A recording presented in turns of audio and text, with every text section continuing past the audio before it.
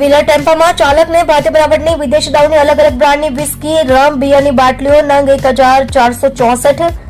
કિંમત ₹4,48,800 ની મત્તાના જથ્થા સાથે કુલ્લે ₹4,89,300 ની મત્તાના મુદ્દામાલ સાથે પકડી પ્રોહિબિશનનો ગણનાપાત્ર કેસ શોધી કાઢતી ઉત્તરાયણ પોલીસ મહેરબાન પોલીસ કમિશનર સાહેબ શ્રી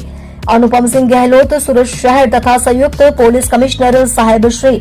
KN ડામોર સેક્ટર 2 સુરત શહેર તથા નાયબ પોલીસ કમિશનર સાહેબ શ્રી લખધીરસિંહ ઝાલા ઝોન 5 સુરત શહેર તથા મદદનીશ પોલીસ કમિશનર સાહેબ Shri RR Ahir incharge L division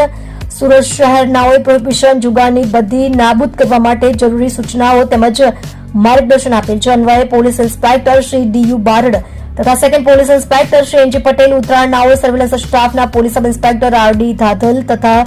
surveillance સ્ટાફના પોલીસ માણસોની સાથે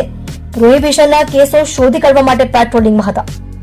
તે દરમિયાન પોલીસ ઇન્સ્પેક્ટર સાહેબ શ્રી DU બારડનાઓને તેમના અંગત અને વિશ્વાસુ બાતમીદાર મારફતે બાતમી હકીકત મળેલ કે રંગોલી ચોકડી તરફથી ગોઠાણ બ્રિજ તરફ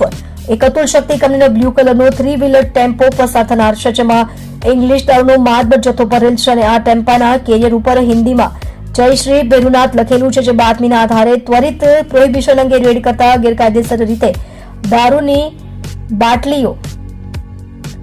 દારૂની હેરાફેરી કરતા ઈસમ ગહેરીલાલ ઉર્ફે રાજુલાલ ઉર્ફે રાજન નારાયણલાલ ગુજ્જરને પકડી પાડી તેની વિરુદ્ધમાં કાયદેસરની કાર્યવાહી કરી પ્રોહિબિશનનો ગણનાપાત્ર કેસ શોધી કાઢવામાં આવેલ છે. તમે જોઈ રહ્યા છો સૌથી પહેલા ન્યૂઝ આપતી સેવા ન્યૂઝ ગુજરાત ડાયરેક્ટર અજમલ જાદવની સાથે.